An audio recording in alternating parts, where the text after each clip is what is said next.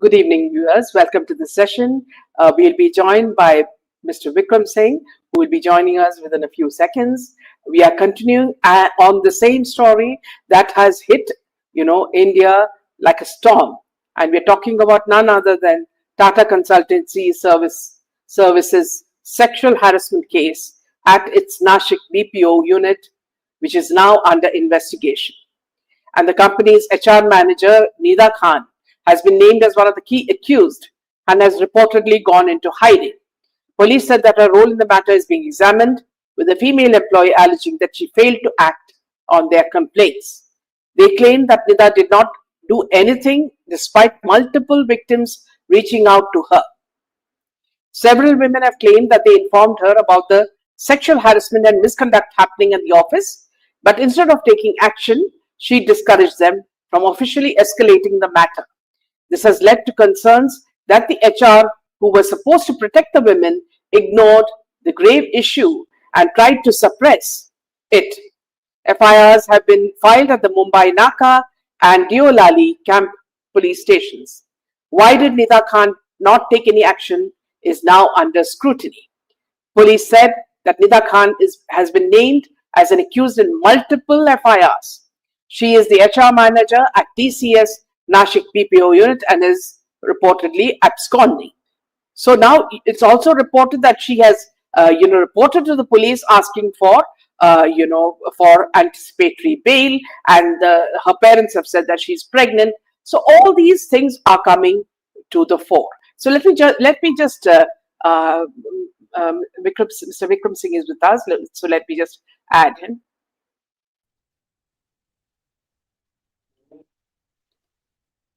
Welcome, sir. Good evening. Namaskar, ma'am. So kind of you to have me over for your show once again. Thank you very much. Jai Hind. Yeah.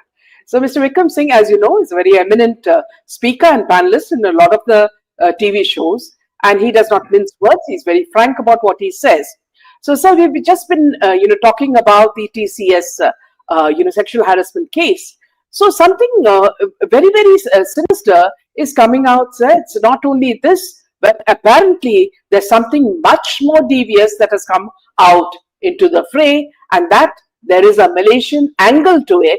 And these women or these victims were being prepared for trafficking to Malaysia.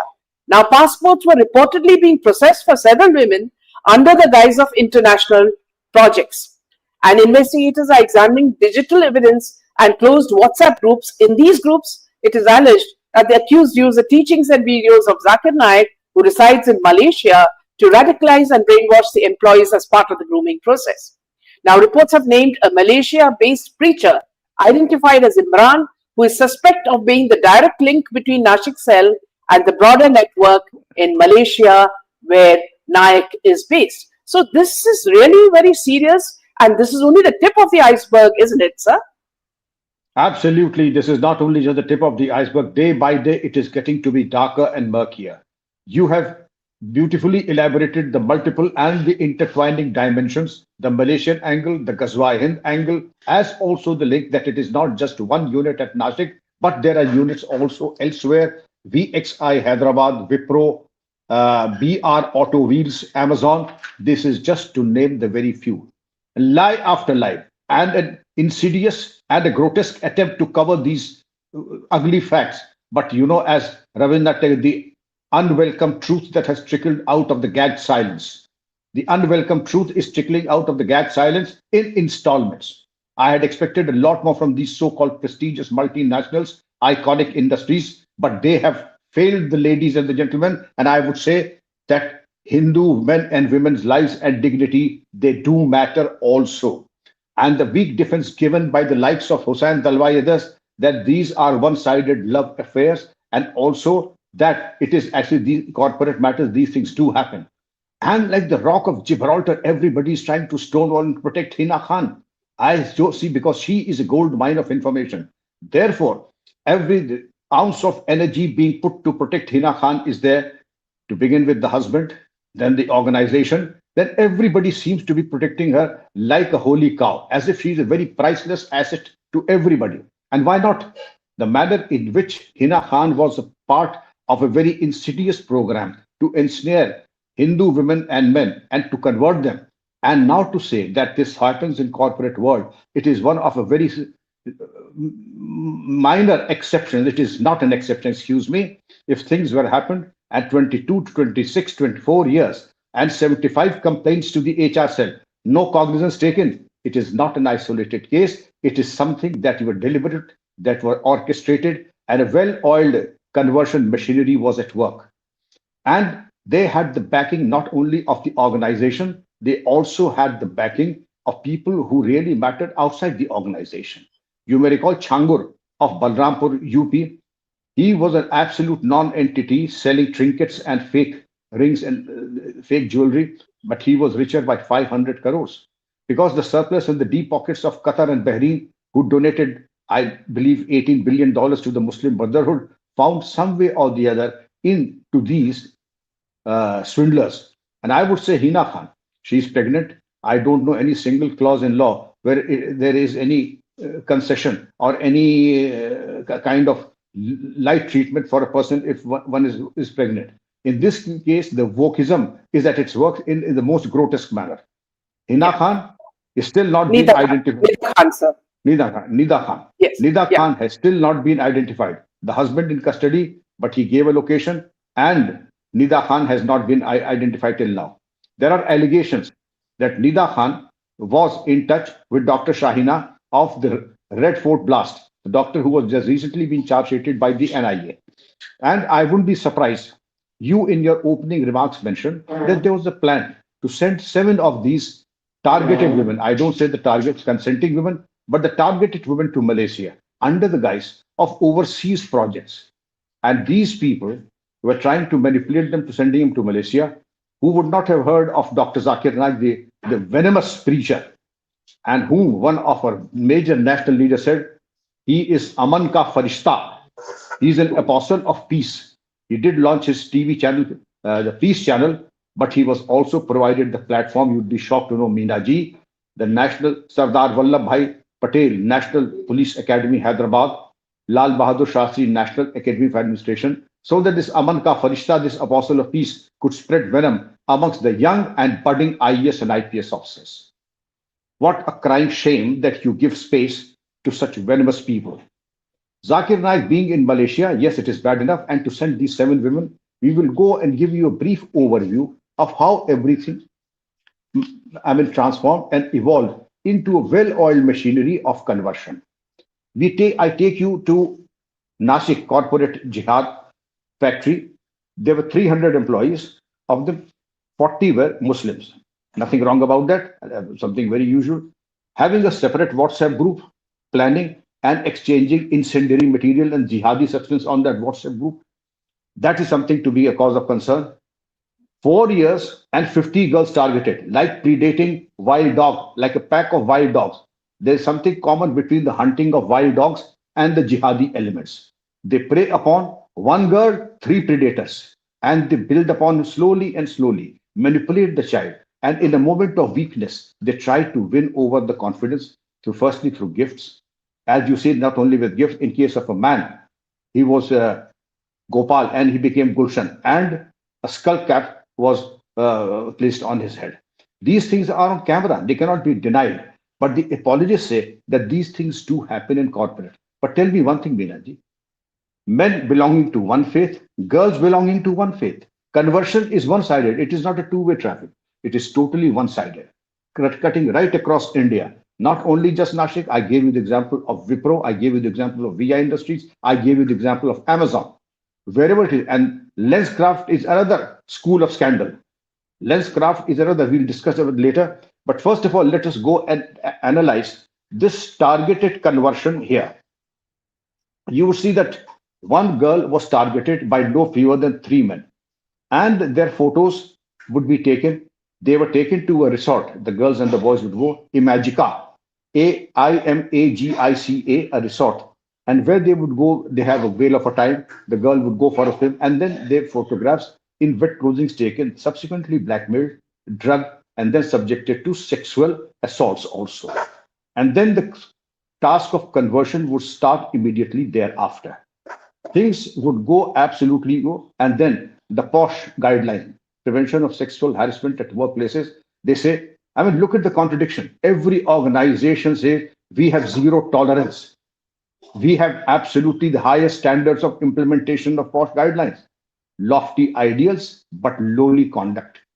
I would say that you talk absolutely from the highest pedestal of propriety, but when it comes to deeds, it is abysmally low and the systems are rotten to the core. Then you have the undercover agent. We did have people, there were complaints, but no good investigation was possible.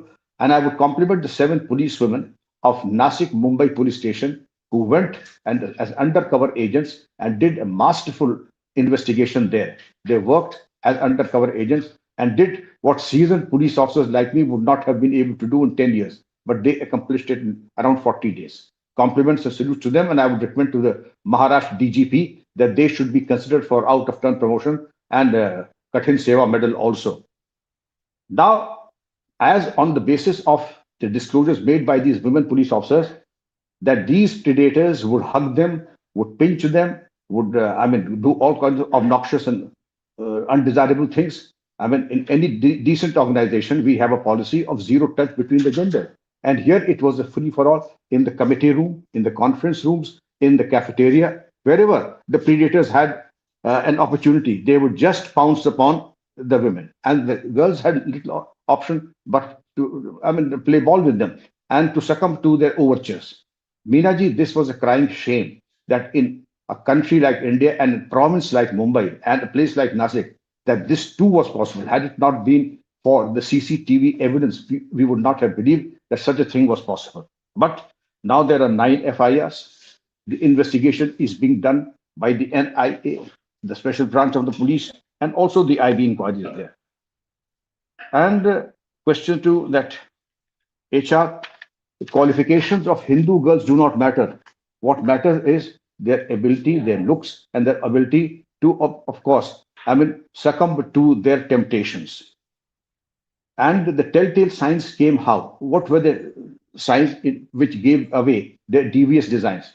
Those who were wearing jeans and t-shirts suddenly started wearing full-sleeved kurtas and salwar, stopped putting on the bindis, stopped going to the temple, and started saying using Urdu words, Inshallah, Subhanallah, Alhamdulillah. Nothing wrong in that. I also speak Urdu. But to speak Urdu as a matter of choice and as a matter of priority is one thing. But if any language or any salutation is thrust upon them, adab, salam alaikum, walaikum salam, if it is thrust upon someone, that is obnoxious and cannot be acceptable.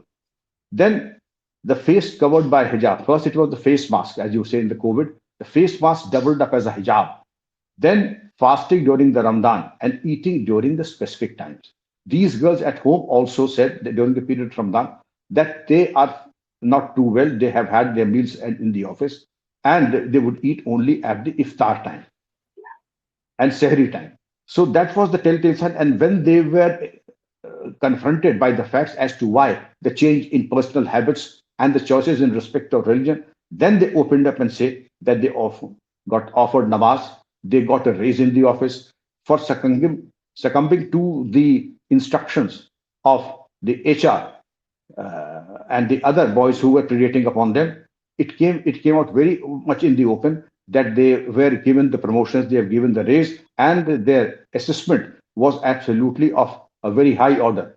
And those who did not fall in line were not considered for promotion or increments. So you can understand how they were targeted.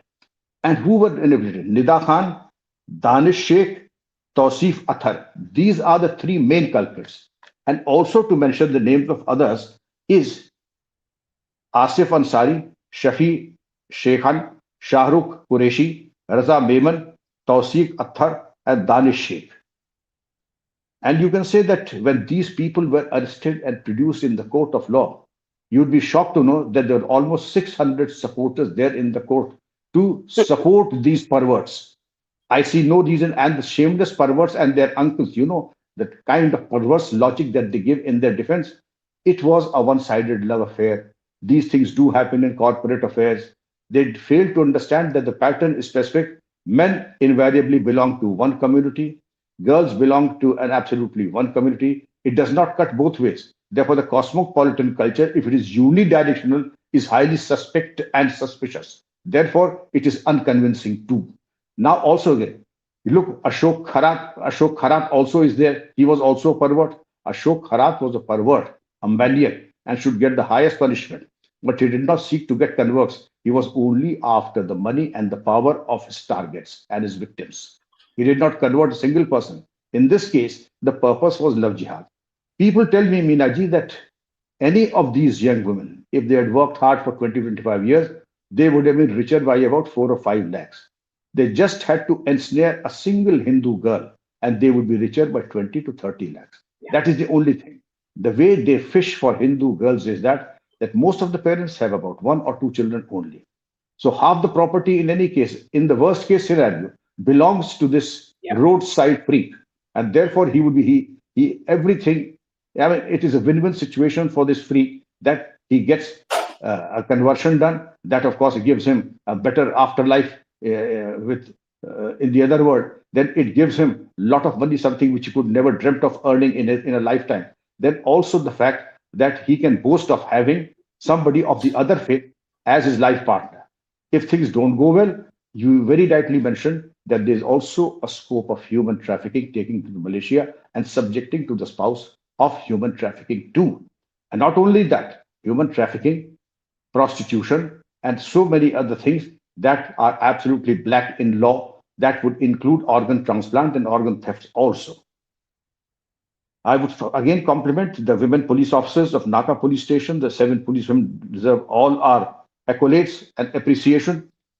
But having said that, I would say that I had expected a lot more from these prestigious Yeah. multinationals. They have failed our women and our staff, not only the women and the men, and the perversion to which they went. Those two married women were subjected to all kind of verbal and physical abuse. They said, "You are married for 4 years, you still don't have a child. I mean, take my services and you will have a child." I mean, this is the kind of indecent proposals and the decent, I mean, and work and toxic work environment which these women were subjected to. So we come down to the fact, the shameless manner in which they said that we have the highest standards of posh implementation. If this were the highest standards of posh implementation, I shudder to think what would have been the lax implementation. But I told you that it is not just the case of one organization. I would say it was VXI Hyderabad, Wipro, then BR Yes. Auto Wheels, and Amazon. Yeah. We come to the action taken, the law. I'm very satisfied with the action taken by the Maharashtra Police. Action has been taken under the various sections of the Bharati Nyaya Sanhita, the National Security Acts, and also the Makoka. Makoka is one act, Section 20 of which, Minaji, empowers the police to confiscate all movable and immovable property. I do hope that all the property is confiscated and all those uncles and aunts and parents who would say that their sons were absolute angels and butter would melt in their mouths. They were so innocent. They were pure vegetarians. I mean, who for one would believe that they were angels incarnate. Mm. And to say that, in fact, it was a love affair, one sided love affair, which got derailed. And therefore, these allegations came about because the love affair did not work out. I mean, totally unconvincing. Now, Danish is a married person with a child and was in used to be in the canteen and in the meeting room, would touch the girls inappropriately. This is borne out by the statement of the 7 policemen. Hindu deities were abused, the Shivling, the Draupadi, and other gods. Krishna, as a devout, the Shivling was, obscene depiction of a reproductive organ, and Draupadi was of loose character. So I would say that it was a slow and systematic brainwashing of impressionable minds. And that did work out for them because the jihad toolkit of conversion was so well orchestrated and well oiled and planned so that the Ghazwa Hind plan to convert India into an Islamic state by the year 2047, this was a baby step towards that direction. Minaji, I think it was a pipe dream and everybody is entitled to dream and have wild dreams at that. But converting the dreams into reality and using violence and illegal methods and using perversion and also religion as a tool is totally unacceptable. I would say the entire might of the state should come down like a ton of bricks on all these perverts. You have used all the provision of law, and I could give you 7 more provisions, but the time is less. The provisions that I have quoted, BNS, NSA, and the MACOCA, would give you around 10 to 12 years. But there are other provisions would ensure that they would be cremated within the confines of the jail. That can also be ensured that they will die in the serve a life term, and their last rite would be performed within the confines of the jail itself. And this is exactly the treatment that they richly deserve. Now, Zakir Naik, that those who are giving cover fire to them, and Abu Azmi, these are the people who are saying not a word. Now, I would say that those who give cover fire to them, you would see that I am on television most of the time, and they would say, this is a love affair. What do you have to say about Ashok Kharat? Ashok Kharat, of course, is one sided. You cannot, I mean, this is false equivalence. Ashok Kharat is a pervert and a crime. It is not a conversion crime. This is a conversion crime and a gang crime. It is an organized crime with overseas ramification, with overseas funding. And therefore, the toolkit here that is operational is on religious lines. And here is what the comparison ends. Then they would say, you have no arguments in respect of what happens. This, I mean, they would go back to 10 years, 20 years, 50 years, giving lame excuses. And then you would say that absolutely baseless charges that have no logical consistency whatsoever. I mean, it's a typical case of humor and perverse humor when you sit at a TV show and see the perverse logic that is given by the apologists. And then the cliche is, Islam does not allow this in the religion. Okay, my dear sir, Islam does not allow this in the religion. Have the courage to say that these people should be lined up in the crossing and they should be publicly flogged. You will not say that. Not a single so-called Islamic scholar has condemned the role of these perverts, but only cover fire and also intelligently worded defense of everybody. Islam does not, if Islam does not allow this, then give a fatwa against them. Not a single fatwa has come out, Meenaji. Not a word of condemnation in respect of everybody says that, yes, another perversion, yes. Nobody is guilty unless convicted by a court of law. You would mean to say that this investigation should go on for 6 months to about 2 years, then should go to the lower court for 3 years, 4 years, then to the High Court for another 5 years, then to the Supreme Court for another 3 years, then till the presidential pardon provision is not completed, you presume that they're all innocent, absolutely innocent. And dairy white, no stain on their character. This is not going to happen. There's something known as prima facie evidence, and the prima facie evidence, Meenaji, is such that they are crooks of the worst kind, and therefore, in any employment, in any government contract, and any government service, they stand debarred today. But you want to give them a long escape route so that when the entire judicial channel is exhausted, till then you presume them to be innocent. You can see their compulsions of taking them to be absolutely innocent till proven guilty in a court of law. So this is the absurd lengths to which they will go to say that they are innocent till proven guilty. The nation is not going to accept this nonsense. They are prima facie guilty. Let the onus of proof be on them and say that they are innocent till proven innocent. I hold them to be guilty of the worst possible crime against human dignity and human honor. Therefore, I would say that they need to be treated as outcast, and the harshest provisions of law, Meenaji, should be invoked against all of them. Sir, I found it very strange that yesterday the Chief Minister's wife, Mrs. Fadnavis, said that, see, this is very common, and that in Axis Bank also this is happening. And also, yesterday on WhatsApp group, they listed a whole lot of companies that are now employing only, Muslims in these top jobs and the HR department, and the women who are being recruited are from the lower middle class who are, who are not financially very well off, and they come from, middle class backgrounds who are, very dependent, financially dependent on the job. So it makes them very vulnerable, and it is these people who are used as prey. And see, once you have become a part of this, then the blackmail starts, and as you said, all these things happen. Where will the woman run to? So if the judiciary doesn't come out with very, very strict rules, this is going to continue, because you looked at what happened in Birmingham, in England.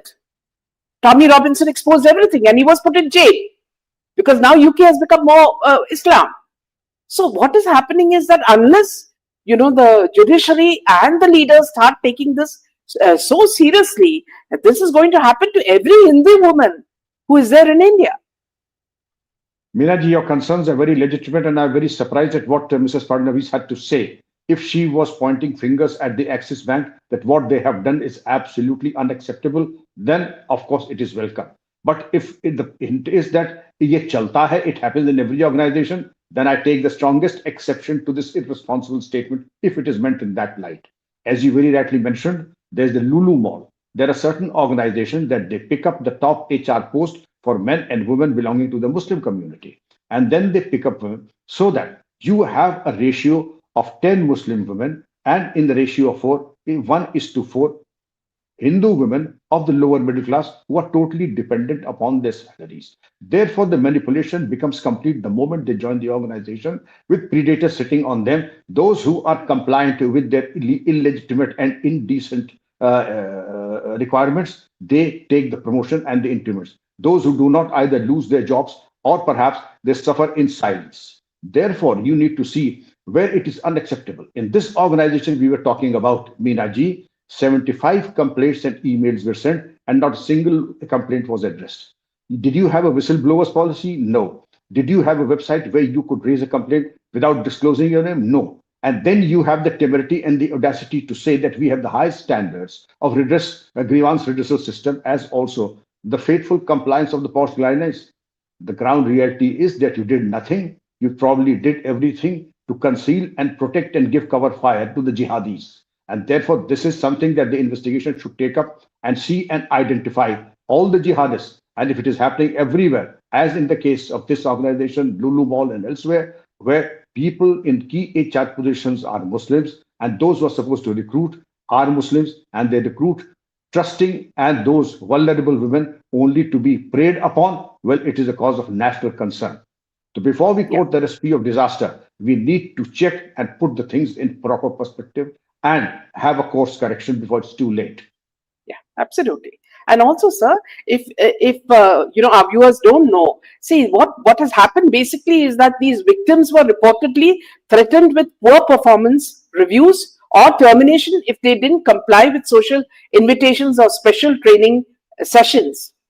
And these accused managers would first offer excessive mentorship or support, isolating the target from their peer group or family. So isolation, humiliating them, all these were some of the modus operandi that they used to isolate these young victims and move them in a certain direction, as they say, perhaps towards trafficking as well. Isolation and mentorship were just a disguise to predate upon them and to ensnare them. And of course, as you very rightly observed, that those who did not play ball, their assessment was low, their increments were denied, and their arm twisting began then and there when the women refused to comply with their indecent expectations. But I'm happy that the cat is out of the bag and the ugly truth is out. I do hope the organization takes note and the perpetrators are named and shamed, especially those women. And if there is any truth of the fact that Nida Khan and Dr. Shahina were actually in touch, then Nida, and this is a whole new dimension, then the role of Pakistan and the role of Lashkar-e-Taiba and Dukhtar and Millat would be very, very obvious, and it adds a whole new dimension of terror and Ghazwa-e-Hind in the whole episode. So, you've been in this field for such a long time, with regards to your experience, what would you say is the solution to this? Because see, this is happening all over, whether it's Kerala or Kashmir or any part of India. We are, what do you say? Hindus are, in more in number, and yet we are the victims. So, what are the suggestions that you would, suggest to our leaders that they need to do immediately? Meenaji, first thing that we should not allow grass to grow underneath our feet. We cannot be oblivious of the changes that are happening, especially the uncomfortable, the absolutely unthinkable that is happening right underneath our nose. If that be the case, our intelligence network should be such, our grievance redressal system should be such, the whistleblower policy should be such, effective, tried and tested. And the thing that is started by a lady IPS officer in Uttarakhand is that when she goes out, she has a system.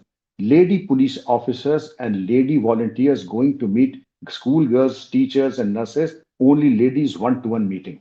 No gentlemen. As you would understand that a society, a father has a very high place in the family. But if the daughter has to say something to the father, unfortunately, in any family, it has to be via the mother. It cannot be daughter to father directly. If it does happen, well, it is most welcome. But in 90% of the cases, you would understand the communication is via the mother. In this case, this wonderful lady IPS officer from Uttarakhand managed to get this done, that she would send lady officers, mature lady officers, duly briefed and trained to listen more and speak less and understand. No names taken, just the complaint, the place and the perpetrators taken, and then everything resolved and sorted out in good time. We have to be proactive, go to the victim herself, and of course, facilitate the victim to come to us for grievance redressal. But if we wait that some fairy will come down from heaven and then solve the problem, this is not going to happen. And this is exactly what we were waiting for till it turned out to be a booby trap and there was a disaster in the making. Therefore, there have to be proactive, specific action space. Who went, what were the complaints, and what redressal mechanism was there in position. Any whistleblower made a complaint, I do hope that you take pains to conceal the identity of the complainant.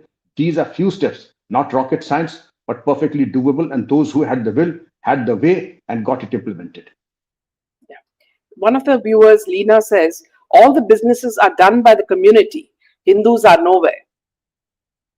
Well, let the Hindus also take the advantage of the fact and let them take up the businesses and not succumb to those who just give you, concessions and bargain rates just for the sake of giving them and then predating upon the women folk. Don't fall into the trap. That is a fishing line that we tend to swallow hook, line, and sinker. Don't fall for bait. So, in parts of India, what happens is they pay black money and buy the Hindus' businesses, and then they completely populate it with their people, and ultimately you end up buying from them only. Businesses there. It does happen. Has happened in Kerala. You say that quite a few channels have exposed that along the seacoast there. Yes, yeah. That you have so many lines of hundreds of shops doing no business whatsoever. They have a whole lot of merchandise. Well, if you have the inventory, you don't have the customers, you're paying for the electricity, the air conditioning. Where are you making the money? Obviously, you are a shell company trying to launder money for somebody else. As also the fact that you are there only for a specific purpose, for love jihad. And then it is not only just along the coastline, it is also around the places of pilgrimage, around the important temples also. The important shops belong to their community. Nothing wrong, but if it is for the devious purpose of conversion and also subterfuge, that is the cause of concern. And our intelligence are capable of identifying who these subversive elements are and then breaking the back of all their devious designs. Absolutely. Thank you, sir, for this wonderful session. Thank you, because a lot of the people were asking questions, but given the time, I can't read all of them. Thank you. Good night.